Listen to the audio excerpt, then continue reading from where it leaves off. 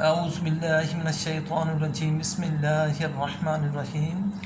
Grade 7۔ السلام علیکم ورحمۃ اللہ وبرکاتہ۔ اللہ تعالیٰ آپ پر اپنی کروڑہ رحمتیں اور برکتیں نازل فرمائے۔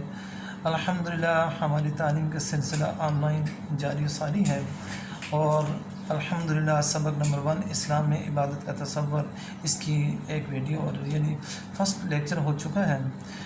دوسرے لیکچر میں میں آپ کی خدمت میں حاضر ہوں، اور یہ ہینڈ آؤٹ الحمدللہ سیکنڈ جو ہے وہ آپ کے پاس جا چکا ہوگا۔ تو آج ہم پڑھیں گے پیج نمبر 12 پہ۔ جی، تو جس چیز کو ہم آج پڑھیں گے بیٹے وہ ہے اسلام میں عبادت کا تصور۔ جی، تو ہر مذہب کے اندر عبادت کا ایک تصور ہوتا ہے۔ الحمدللہ اسلام کے اندر بھی عبادت کا ایک خاص تصور ہے، جس کو جو ہے نا ہم جو ہے یہاں اس سبق میں پڑھیں گے۔ اسلام میں عبادت کا تصور بہت وسیع و جامع ہے، یعنی کہ جو ہے نا اس میں محدودیت نہیں ہے، نہ جو ہے نا یہ کم ہے، بلکہ بہت ہی وسیع کشادہ اور جامع ہے۔ ٹھیک ہے بیٹے؟ جی، اسلام کی یعنی کہ یوں سمجھ لیں کہ ہماری زندگی کا ہر لمحہ جو ہے نا وہ عبادت میں شمار ہوتا ہے۔ ٹھیک ہے نا؟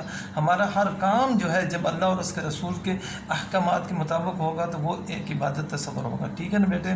تو اسی لیے کہا جاتا ہے کہ اسلام میں عبادت کا تصور محدود نہیں ہے بلکہ لامحدود ہے، بہت وسیع اور کشادہ ہے۔ اسلام کی تعلیمات کے مطابق ہماری عبادت کا ہمیں ہی فائدہ پہنچتا ہے۔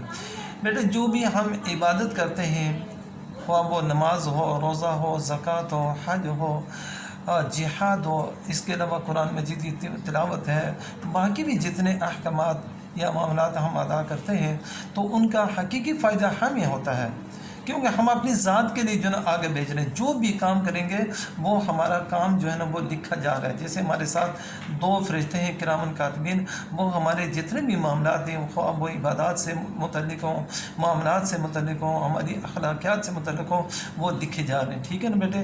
یہ جمع ہو رہے ہیں، کل قیامت کے دن جو ہے نا یہ ہمارے ہاتھوں میں تھما دیے جائیں گے۔ تو یہ جو کچھ بھی ہم کریں گے نا بیٹے، اس کا حقیقی فائدہ ہمیں ہی پہنچے گا۔ جی، اگر دنیا کے سارے انسان بھی اللہ تعالیٰ کی بندگی سے منہ پھیر لیں تو بھی اللہ تعالیٰ کی طاقت اور اختیار میں کوئی کمی نہیں ہو سکتی۔ یاد رکھیے گا کہ اگر سارے کے سارے انسان مل کر بھی، یعنی پوری جو ہے نسل انسانیت اگر اللہ تعالیٰ کے احکامات سے منہ پھیر لے، انحراف کر دے، یعنی عبادت و ریاضت نہ کرے، تو اللہ تعالیٰ کے اختیار میں کوئی کمی نہیں لا سکتے۔ ٹھیک ہے نا بیٹے؟ اسی طرح اگر ساری دنیا کے انسان اس کی عبادت کرنے لگ جائیں تو یہ اس کی لامتناہی طاقت اور عظیم اختیار میں اضافے کا سبب نہیں بن سکتے۔ اسی طرح کہ اگر ہم سارے کے سارے انسان مل کر بھی اللہ تعالیٰ کی عبادت و ریاضت کرنا شروع کر دیں تو اللہ تعالیٰ کی ذات میں کوئی اضافہ نہیں کر سکتے۔ جو کچھ بھی کر دیں نا بیٹے، یہ صرف ہماری اپنی ذات کے لیے ہے۔ بس صرف اللہ تعالیٰ ہمیں دیکھنا چاہتا ہے کہ کیا میرے بندے جو نا مجھے یاد کرتے ہی نہیں، کیا غم میں یاد کرتے ہیں، یا خوشی میں یاد کرتے ہیں، یا صحت میں یاد کرتے ہیں، یا بیماری میں یاد کرتے ہی نہیں، یا اگر ہاتھ تنگ دست ہو تو کیا یاد کرتے ہیں، یعنی یہ ہاتھ جو نا وہ کشادہ ہو تو یاد کرتے ہیں، یعنی ہر حیثیت سے دیکھنا چاہتا ہے کہ کیا میرے بندے مجھے یاد کرتے ہیں یا نہیں، میری عبادت و ریاضت کرنا چاہتے ہی نہیں، یعنی میرے احکامات کے مطابق اپنی زندگی گزارتے ہیں یا نہیں، یہ دیکھنا چاہتا ہے بس اللہ تعالیٰ۔ اسلام میں عبادت کا تصور صرف نماز، روزہ، زکوٰۃ اور حج اور ذکر و اذکار تک محدود نہیں ہے۔ یہ یاد رکھیے کہ بیٹے کہ آج ہماری ایک کمی یہ بھی ہے کہ ہم نے عبادت کا تصور صرف نماز، روزہ، زکوٰۃ یا اس کے علاوہ ذکر و اذکار تک محدود کر لیا، کہ ہم کس کو سمجھتے ہیں کہ جو نماز پڑھ رہا ہے سمجھتے ہیں وہ عبادت کر رہا ہے، یا جو روزہ رکھ رہا ہے وہ صرف وہ عبادت کر رہا ہے۔ سمجھے نا بیٹے؟ تو ہم نے نا عبادت کا تصور نماز، روزہ، زکوٰۃ تک محدود کر لیا، حالانکہ یہی غلطی ہے۔ سمجھے بیٹے؟ تو اسلام کا تصور انہی عبادت تک جو ہے محدود نہیں ہے، جی، بلکہ زندگی کے تمام تر معاملات اور کام جو اللہ تعالیٰ کے احکامات کے مطابق کیے جائیں وہ عبادت میں شامل ہیں۔ تو کیا بتایا بیٹے کہ عبادت کا تصور صرف نماز، روزہ، زکوٰۃ تک محدود نہیں ہے، بلکہ اگر زندگی کے تمام معاملات، جتنے بھی معاملات ہیں اور کام جو اللہ تعالیٰ کے احکامات کے مطابق کیے جائیں وہ بھی عبادت میں شامل ہو جائیں گے۔ جیسے کہ حضور نبی کریم صلی اللہ علیہ وسلم کی حدیث مبارکہ ہے کہ انسان اگر کسی سے محبت کرے تو وہ بھی اللہ تعالیٰ کے لیے کرے، تو جب اللہ تعالیٰ کے احکامات کے مطابق کرے گا تو وہی عبادت ہے۔ اگر کسی سے کچھ بغض و عناد رکھنا ہو، کسی کو کچھ دینا ہو، کسی کو کچھ لینا ہو، سمجھے بیٹے، تو جب یہ اللہ کے احکامات کے مطابق ہوں گے نا بیٹے تو یہی بندگی ہے، یہی اطاعت ہے، سمجھے بیٹے، اسی کو جو نا عبادت جو نا کہا جاتا ہے۔ ایک انسان اگر کاروبار یا تجارت کرتا ہے اور اس میں اللہ تعالیٰ اور اس کے رسول کی نافرمانی نہیں کرتا تو وہ بھی دراصل عبادت کرتا ہے۔ یعنی انسان اگر جو نا کاروبار کر رہا ہے، تجارت کر رہا ہے، کوئی بھی ایسا جو نا جو بزنس کے دائرے میں آتا ہے، اگر وہ اللہ اور اس کے رسول یعنی اسلام کے مطابق اگر کرے گا نا بیٹے تو یہ کام جو نا عبادت میں شامل ہو جائے گا۔ اسی وجہ سے کہا جاتا ہے کہ اصول رزق حلال عین عبادت ہے، کہ اب اگر ہم اللہ اور اس کے رسول کے مطابق کاروبار کریں گے تو یہ عین عبادت میں شامل ہو جائے گا، سمجھے بیٹے۔ اسی طرح اگر کوئی ملازم ہے، سرکاری ہو یا خانگی، اپنی ڈیوٹی فرض شناسی اور دیانتداری سے کر رہا ہے تو وہ بھی دراصل عبادت میں مشغول ہے۔ اسی طرح اگر کوئی شخص جو نا خانگی یعنی گھر میں کوئی کام کر رہا ہو یا کوئی بھی جو نا ڈیوٹی دے رہا ہو تو وہ اپنی جو فرض شناسی یعنی کہ اپنی فرائض ذمہ داری کو پہچان کر، ٹھیک ہے نا بیٹے، دیانتداری سے کام کر رہا ہے تو وہ بھی دراصل جو نا عبادت میں مشغول ہے، یعنی اس کا کام بھی عبادت کے دائرے میں شامل ہو جائے گا۔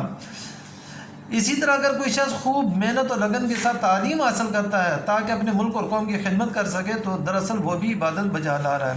تو اسی طرح کہا گیا کہ اگر کوئی شخص جو ہے نا ایمانداری کے ساتھ، دیانتداری کے ساتھ جو ہے نا اپنے وطن اور قوم کی جو ہے نا ترقی اور خوشحالی کے لیے اگر تعلیم حاصل کرنا چاہتا ہے، علم حاصل کرنا چاہتا ہے تو یہ بھی جو ہے نا عبادت میں شامل ہو جائے گا۔ اس سے معلوم ہوا کہ اگر زندگی کے تمام معاملات میں اللہ تعالیٰ اور اس کے رسول کی تعلیمات کی خلاف ورزی نہ کی جائے تو وہ عبادت لائے گی۔ یعنی زندگی کے چھوٹے سے چھوٹے کام سے لے کر بڑے سے بڑے کام تک جب اللہ اور اس کے رسول کے احکامات کے مطابق کیا جائے گا تو وہ عبادت میں شامل ہو جائے گا، اور اگر جو ہے نا اللہ اور اس کے رسول کے جو ہے احکامات سے انحراف کر یعنی ان سے منہ موڑ کر یا ہٹ کر اگر کریں گے تو وہ عبادت میں شامل نہیں ہوگا۔ عبادت کے اس تصور سے حقوق اللہ اور حقوق العباد سب ادا ہو جاتے ہیں۔ جب ہمارا یہ تصور ہوگا کہ ہمارا ہر کام جو ہے اللہ اور اس کے رسول کے مطابق ہو تو یہی حقوق اللہ اور حقوق العباد میں شامل ہو جائے گا، جس سے ایک اچھا معاشرہ وجود میں آ سکتا ہے۔ تو جب ہم حقوق اللہ اور حقوق العباد ادا کر دیں گے تو اس سے کیا ہوگا کہ ہم اچھا ایک معاشرہ جو ہے نا وہ تشکیل پانا دیں گے، ٹھیک ہے، پانا ہے۔ معاشرے سے برائیاں ختم ہو جاتی ہیں اور پھر معاشرے سے جو برائیاں ہیں وہ بھی ختم ہو جائیں گے اور اچھے انسانی اخلاق اور اوصاف پروان چڑھتے ہیں۔ جھوٹ، بددیانتی، قتل و غارت گری، ظلم و ناانصافی جیسی برائیاں مٹ جاتی ہیں۔ حضور صلی اللہ علیہ وسلم اور صحابہ کرام کا دور اس کا واضح تاریخی ثبوت ہے کہ جب یہ کام بیٹے جتنے بھی ہیں نا بیٹے جی، جیسے جھوٹ ہے، بددیانتی ہے، قتل و غارت گری ہے، ظلم و زیادتی جیسی برائیاں، کیا ہوگا کہ جب ہم اللہ اور اس کے رسول کے احکامات کے مطابق کام کریں گے تو یہ ختم ہو جائیں گی، پورے معاشرے سے جو ہے ختم ہو جائیں گے، اور معاشرے میں کیا ہوگا کہ ایک جو نا اچھے اوصاف پروان چڑھیں گے، ایک اچھا اخلاق جو ہے نا پیدا ہو جائے گا، ایک اچھا معاشرہ جو ہے نا تشکیل پا جائے گا۔ عام طور پر عبادت کا تصور بہت ہی محدود سمجھا گیا ہے، یعنی عام طور پر جو ہمارے ذہنوں میں ہے نا بیٹے وہ جن عبادت کے تصور کو محدود سمجھتے ہیں۔ ہم عبادت کس کو سمجھتے ہیں؟ صرف نماز، روزہ، زکوٰۃ، حج اور ذکر اذکار کو سمجھا جاتا ہے اور معاملات کو عبادت سے خارج کیا جاتا ہے۔ یعنی ہم صرف جو ہے نا نماز، روزہ، زکوٰۃ جو ہے نا ان کو عبادت سمجھتے ہیں اور جو معاملات ہیں نا بیٹے ان کو ہم جو ہے نا عبادت سے خارج کر دیتے ہیں۔ حالانکہ اگر معاملات بھی اللہ اور اس کے رسول کے احکامات کے مطابق کیے جائیں گے تو وہ بھی عبادت میں۔ اب مثال کے طور پر آپ کسی کی خدمت کریں، کسی کو پانی پلا دیں، کسی کو کھانا کھلا دیں، کسی کی ضروریات کو پورا کر دیں تو یہ بھی جب اللہ اور اس کے رسول کے احکامات کے مطابق ہوں گے تو یہ بھی عبادت ہے۔ اب مثال کے طور پر آپ کسی کے ہاں کام کے لیے جا رہے ہیں تو وہاں جا کر اس کے جو کام ہے اس کی مدد کریں تو یہ بھی عبادت ہے۔ اب گھر سے آپ تعلیم حاصل کرنے کے لیے اگر اسکول آ رہے ہیں تو یہ بھی عبادت ہے۔ جب تک آپ جو ہے اس میں رہیں گے یعنی گھر سے جو چلے اور گھر میں واپسی تک جب اللہ اور اس کے رسول کے احکامات کے مطابق کریں گے تو یہ بھی کیا ہو جائے گا؟ عبادت میں شامل ہو جائے گا۔ بالکل اسی طرح ایک مثال میں آپ کے سامنے پیش کرتا ہوں بیٹے کہ ایک دفعہ ایک صحابی حضور علیہ السلام کی بارگاہ میں حاضر ہوئے اور کہنے لگے کہ یا رسول اللہ صلی اللہ تعالیٰ علیہ وسلم، میں نے جو نا نیا مکان بنایا ہے، تو آپ ذرا تشریف لائیے گا تاکہ جب آپ آئیں گے تو میرے گھر میں برکت حاصل ہو جائے گی۔ تو آپ نے فرمایا ٹھیک ہے میرے ساتھ۔ تو آپ صلی اللہ علیہ وسلم ان کے ساتھ چل دیے۔ جب ان کے گھر گئے، جا کر مکان دیکھا تو ماشاء اللہ کہنے لگے کہ میرے صحابی آپ نے کتنا خوبصورت جو نا مکان بنایا ہے۔ اور پھر آپ صلی اللہ علیہ وسلم نے ایک کھڑکی کی طرف جو نا اشارہ کیا کہ یہ کیا ہے، کیونکہ اس سے پہلے یہ کھڑکی کا، روشن دان کا یا اس طرح کا کوئی تصور نہیں ہوتا تھا۔ وہ فرسٹ ٹائم جو نا صحابی نے جو نا وہ کھڑکی یا روشن دان جو بھی کہہ دے وہ جو نا بنایا تھا۔ تو صحابی نے ایک دم کہنے لگے کہ یا رسول اللہ صلی اللہ علیہ وسلم، میں نے یہ اس لیے بنائی ہے تاکہ باہر سے تازہ ہوا جو اندر آئے اور اندر سے دوسری بات خارج ہو جائے، یعنی ہوا کے لیے میں نے یہ بنایا۔ تو آپ نے فرمایا اے میرے صحابی، اگر آپ یہ کہہ دیتے کہ یا رسول اللہ صلی اللہ تعالی علیہ وسلم، میں نے یہ کھڑکی یا روشن دان اس لیے بنایا تاکہ مجھے اذان کی آواز سنائی دے اور میں عبادت جو نا وقت پر جو نہ کر لوں، تو جب تک یہ چیز رہے گی آپ کو اس کا ثواب ملتا جائے گا۔ تو ثواب کس پر ہوتا ہے؟ جو کام اللہ اور اس کے رسول کے مطابق کیا جاتا ہے، تو یہ بھی ایک عبادت میں شامل ہو جائے گا، یہ بھی معاملات کے دائرے میں آ جائے گا۔ ٹھیک ہے نا بیٹے؟ تو کہنے کا مطلب یہ ہے کہ کوئی کام جب آپ جو نا اس کو جو نا اللہ اور اس کے رسول کے احکامات کی طرف منسوخ کر دیں گے نا بیٹے، تو جب تک وہ رہے گا آپ کو اس کا ثواب ملتا رہے گا۔ اب جیسے مثال کے طور پر جو نا آج ہم نمازیں پڑھتے ہیں، آپ کسی کے پاس جا کے کسی بزرگ سے پوچھیں نا کہ بھائی جو نا آپ حاجی صاحب یا چچا یا انکل آپ کہاں جا رہے ہیں، تو وہ آگے سے کیا کہیں بیٹے جو نا اب کیا کریں، جو نا عمر کے حصے میں پہنچ چکے ہیں کہ اب جو نا کام کرنے کے قابل نہیں ہے، تو میں نے چاہا کہ چلو تھوڑی دیر کے لیے مسجد میں چلے جائیں، وہاں جا کے جو نا اللہ تعالیٰ کو یاد کر لیں گے، پھر جو نا واپس آئیں گے، وقت بھی گزر جائے گا، تھوڑی بہت چلنے پھرنے سے صحت بھی صحیح ہو جائے گی۔ تو اب تصور کیا ہوا بیٹے کہ اپنے وقت گزارنے کے لیے جو نا وہ مسجد جا رہے ہیں اور پھر لوگوں سے ملنے جلنے کے لیے جا رہے ہیں، تو کیا ایسی عبادت پر اس کو ثواب ملے گا؟ قطعاً نہیں ملے گا، اور نہ وہ عبادت جو ہے نا وہ عبادت میں شامل ہوگی۔ عبادت کب اللہ کی تعالیٰ کی بارگاہ میں مقبول ہو گئی یا عبادت تصور کی جائے گی؟ جب وہ اللہ اور اس کے رسول کے جو نا احکامات کے مطابق کی جائے گی۔ تو اس سے بات بیٹے یہ ہمیں سبق ملا کہ زندگی کے تمام معاملات کو بھی عبادت سمجھے، جتنے بھی معاملات ہیں اور انہیں اللہ تعالیٰ اور اس کے رسول کی ہدایت کے مطابق سر انجام دیں، تو تب جا کر ہمارا ہر معاملہ یا ہمارا ہر عمل جو ہے نا وہ عبادت میں شامل ہوگا۔ تو اللہ تعالیٰ ہمیں حقیقی معنوں میں اسلام کے جو افاقی اصول ہیں ان کے مطابق جو ہے نا عبادت کرنے کی ہمت و توفیق عطا فرمائے، اور ہمیں جو ہے صحیح معنوں میں جو ہے جتنے بھی معاملات ہیں ان کو ادا کرنے کی ہمت و توفیق عطا فرمائے۔ آج کے لیے اتنا ہی، انشاءاللہ پھر جو ہے ملیں گے۔ اللہ تعالیٰ ہم سب کا حامی و ناصر رہے۔ السلام علیکم ورحمۃ اللہ وبرکاتہ۔